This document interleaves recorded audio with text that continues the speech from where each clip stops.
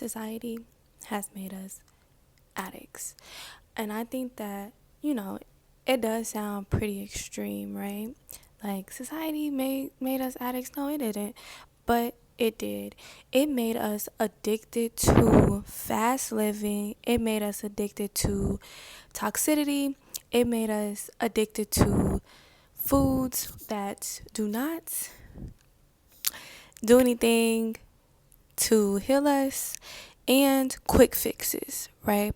So let's talk a little bit about it. I remember growing up, right? And because I grew up in, pretty rough neighborhoods throughout my life, it was always something that, was easier to get things that weren't healthy for me. So we would scrape up money. I remember me and my brother, we would like try to find money to get sweets and things like that. Now, of course, these things were not nourishing to us, but at the end of the day, we needed to eat something. So trying to get some chips and a honey bun made us feel full, even though it actually wasn't nourishing us. So we go to these communities, and just watching now as I'm an adult and I became holistic and started to really try to heal because of all the issues that I kept coming across, it really made me it really makes me, a little saddened when I see kids nowadays who like are filling up with junk. And I know that it's even worse because it's quick. Everything is to make a quick buck. We want to make quick money. We want it quick. We want everything quick. We just want it quick. And it calls us to truly not see the value in things, and it caused us to be addicted to food. Like, we're addicted to the taste of things, even though it is not nourishing to us. And I remember I was working at a place, and I was talking to a young lady, and she was white, and it literally didn't take any time for me to talk to her, and she was like, you have inspired me to live a more, decent life. And not saying that her life wasn't decent, but it was because she was, going through a breakup and she wanted to heal. And we have these mental issues, and they stick us with pills, even though these pills make us feel worse. Like, we listen to the infomercials, like they don't sound good, and they speed past the part where this is really important. They speed past, the part where it tells us it's going to kill us, right? And then it makes it sound so beautiful, right? So it's like it may cause death. And you see the person like living lovely and living lavishly. And so that's what I'm saying. Like, we don't pay attention to the little things that society does to really keep us in this loop. A lot of people call it the matrix, but like in this loop, in this long-term effect of not healing and not growing, it to keep us there, it has to, make everything that is toxic for you sound good, and then you got addicted to it. So now it's really difficult for you to keep at it. I know for me, my toughest thing to break was my addiction to sugar. And I had to think, like, this has been over 20 years of you having sugar. This is a lifestyle. So like, anytime that I experience something that's like causes me true happiness and joy, or anytime I am in like deep sadness, I go to sugar. And even though, and this is why it is a thing that I came from being addicted to, because even though sugar does not agree with my body, especially now because I started to eat more healthy and try to remove some of the things out of my body, I notice it quick now. I noticed that as soon as I ate sugar, that my sinuses would start acting up. I literally would start getting stuffy. I would start sneezing. And I'm like, wait. And then I instantly looked it up on Google because I was like, it gotta be a correlation because I was not like this a few seconds ago. Now I'm all stuffy. Now everything is all like agitated. Why can't I breathe now? Like, why am I sneezing? And I was literally just fine. And society would tell you it's allergies. Society would tell you, like, no. And I literally looked it up on Google and it was like, well, yeah, sugar causes inflammation in the sinuses.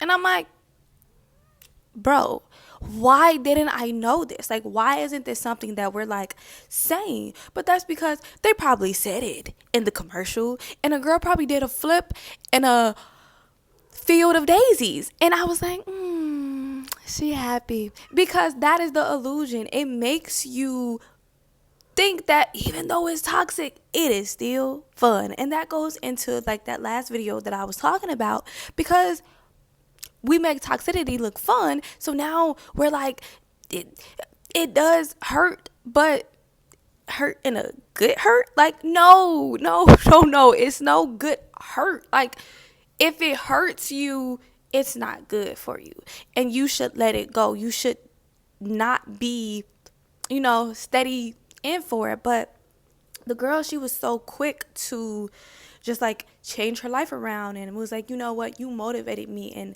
there we go. But she also had somebody, who she saw, because her father was like similar to that, and so she had somebody in her life who she saw that, could kind of live this type of lifestyle. When you grow up in poverty, or you grow up around a lot of people who do not, know other ways, you take on. And there are the few who get it, who are like, you know what, I won't stand for this. I want better for my life. I'm going to do it. But to be honest, that is not the truth for everybody. And especially when we put in this generation of, social media and these platforms that we can see people's lives, we start to look at the celebrities who have it all, right? They're in the relationships, and we crave love so bad because we never done right. So we crave love so bad that we have become addicted to love. And when you become addicted to something, that means that even if it causes you harm by any means necessary, you still want to get it. You still have to get your dose. You still have to get your fix. And we have become addicted to love in such an unhealthy way that we are willing to take whatever we are willing to get. And it doesn't matter. It doesn't matter what type of pain it causes us. We are just addicted to love. And then we throw in lust because we have become addicted to lust. But wouldn't you, like, why would we not? All our music is saying, do it, do it, do it, do it, do it, do it, do it. So now we're like, okay, so do it, so do it, so do it. And that gets you love because that's what, that's what everybody wants. So it's like, okay, I'm going to do it. And that's all you think about. And that's all. So many times have I been on social media and I have like seen so many times, like, being in people's close friends, or not even being in people's close friends on Instagram, and they're just like, I want some. And these are like women, and there is no shade. Do what you do. But as I started to heal a lot of like my trauma surrounding, sexual activity and things like that, when I started to heal that, I started to realize that it actually didn't make me feel good to like expose that part of me to the masses. And I was just like, that's not ladylike. Like, being completely honest, like, for me, I was like, that's just not ladylike. That's not ladylike. Like, I feel like the more seductive and like feminine thing to do is to keep it a mystery. Like, keep it a mystery. Keep it, it's like, I don't know, because it leaves more to the imagination. Like, maybe not.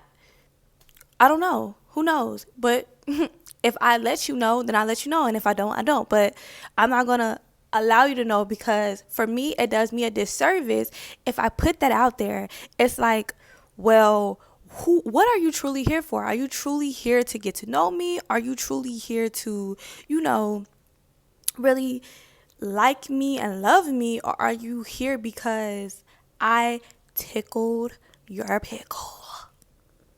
And so, once again, we have become addicted to the feeling that, that gives us. So we're like, okay, because I cannot get the real thing that I want, and that is somebody to come and truly stay with me, somebody to truly value me, somebody to truly love on me, because I don't do it myself and I degrade myself and I don't value myself.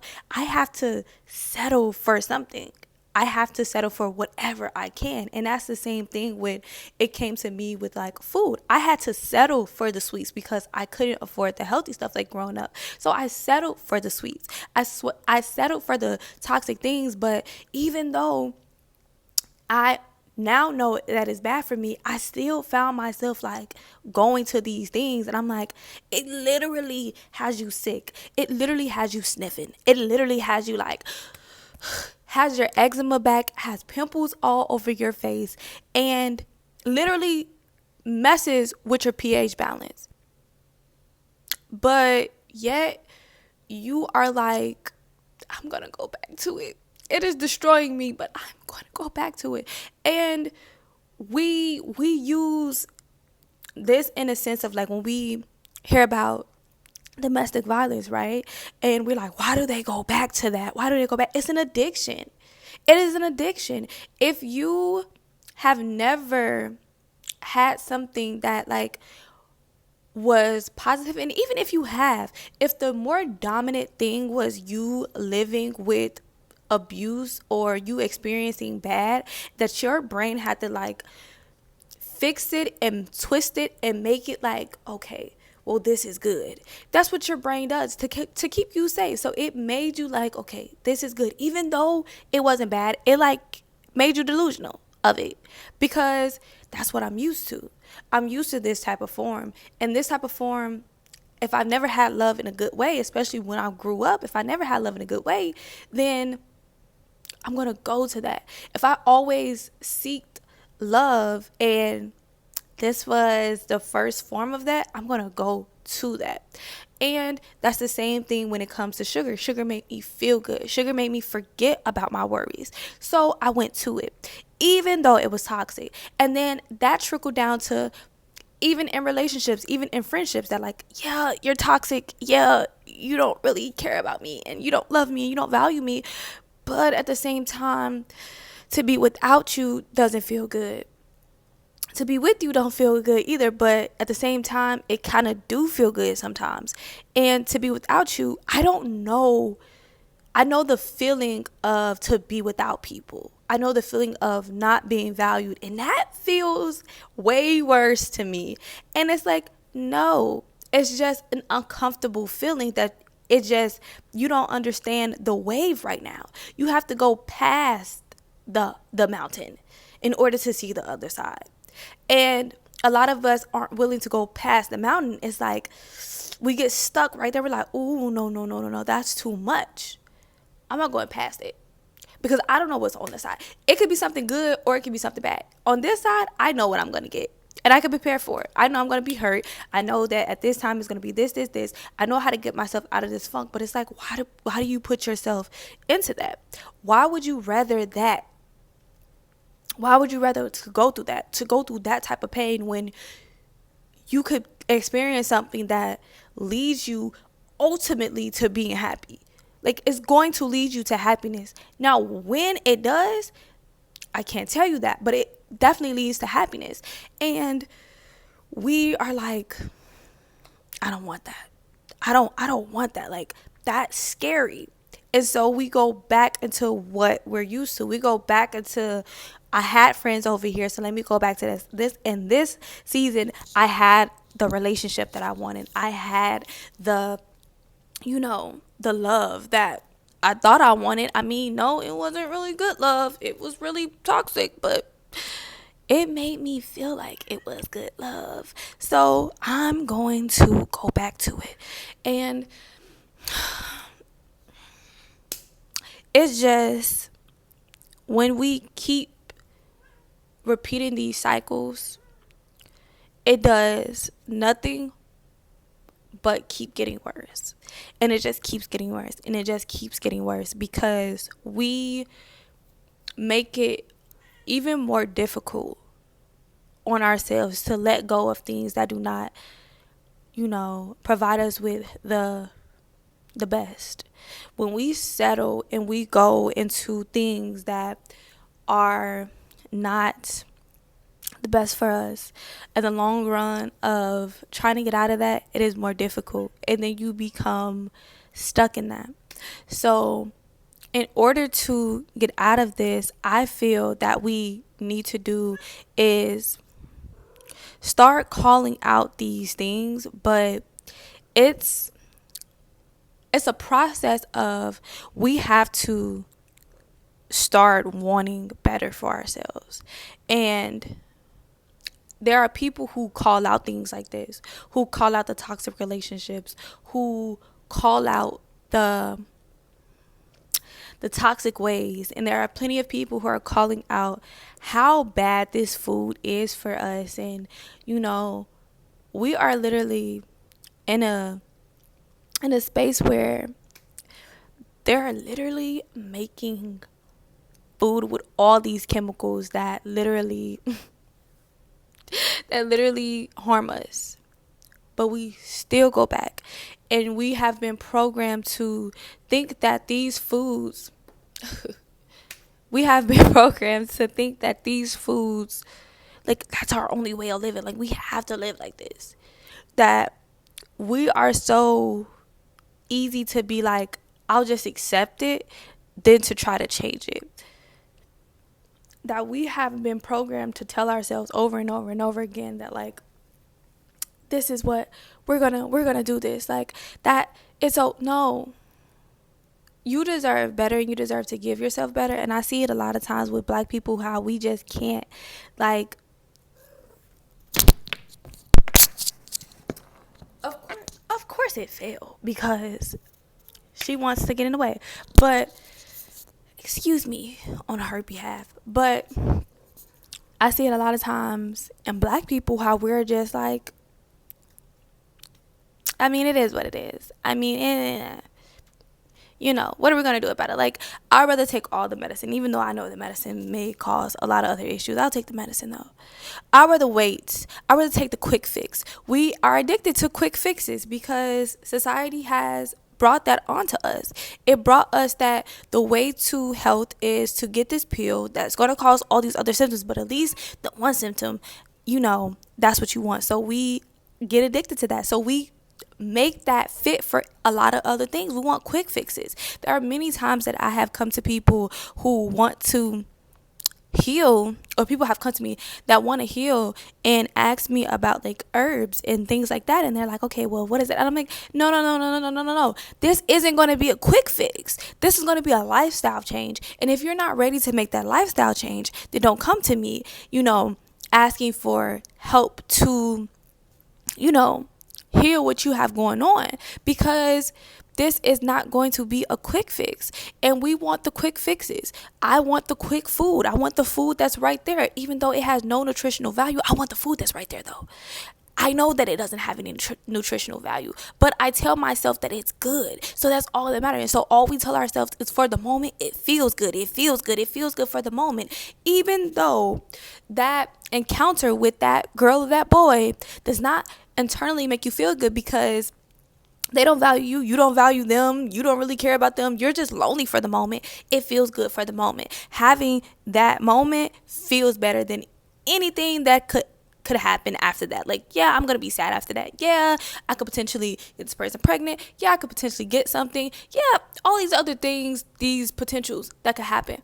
But for that moment, I'm gonna feel good. And then after that moment, it's like, I shouldn't have done that. And when you eat something, it's like, man, I shouldn't have done that. And now you get into an even more low vibrational state. So it keeps you stuck, and you just continue to get addicted to the state that you're in, and you don't want to change because you're addicted to living the life that you are living right now. And society makes it seem like it's fun. Society makes it seem like that's the best option for you, and that's the only option for you. So you're like, okay, I'll do it. I'll keep doing this. The people are coming. The people come on this way. Your way, you're still, I'd rather be doing this. And I'm just like, people have to live their lives until, they have their wake up call and their moment. And I like to talk about things like this because some people, you don't have to end up going through all of that if you take heed to the messages that are out here in the world that talk about how positive and how amazing going to the other side, going to the side of light, going to the side of uncomfortability to make it comfortability, to make it something that you change. And we are so used to, we want it fast, we want it now. But true growth and true healing takes time, especially when you've been through so much. It takes time, and it's not an easy thing, and it does hurt, and it does seem like it's getting worse before it gets better. But that's the breaking down. That is the clearing out. If you've been dealing with so much toxicity for so long, literally, you have to purge your body of it. We know when people are addicted to substances, they have to like purge. They go through withdrawal. And we have to go through withdrawal, but a lot of us don't want to go through withdrawal because we are afraid of what's going to come with that. The friends might go away. The relationship might go away. The validation may go away. But that is worth it to have a happy, loving, fulfilled life, because you don't want to get to 50 and 60 to 40s and think like, darn, here I am, sick. We are getting sick. We are catching, the C word very early. We are getting, the C word. I'm like, catching the C word, getting the C word. And I'm like, that sounds like an STD or something.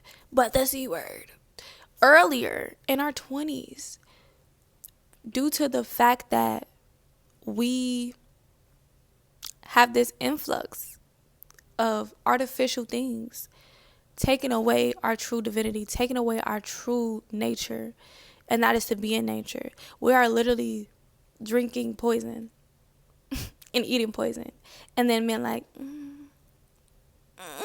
yay, but it tastes good. Yeah, I bet it does. I could make it taste like whatever you want it to taste like, because it's poison. So I'm going to mask it up. Go in the lab and I can make it taste like your wildest dreams. But to your body is like this. Ugh. And then because you're not aware, you think that nothing is happening to you. But eat one time, drink one time, and just sit there and really tap into your body and see what happens. Really tap into your body when you get around the toxic people and just sit there and observe. Really tap into your body and see what happens. See if anxiety starts to come and you start to become uneasy. Your body will let you know exactly what it doesn't want and exactly what it needs. So tap more into your body. Tap more into your spirit.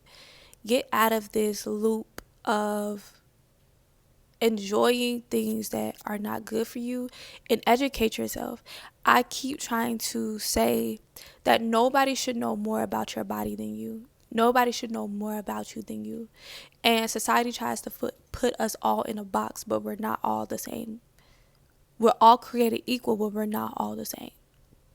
So, thank you for coming to my TED Talk. I'll see y'all in the next one. Bye.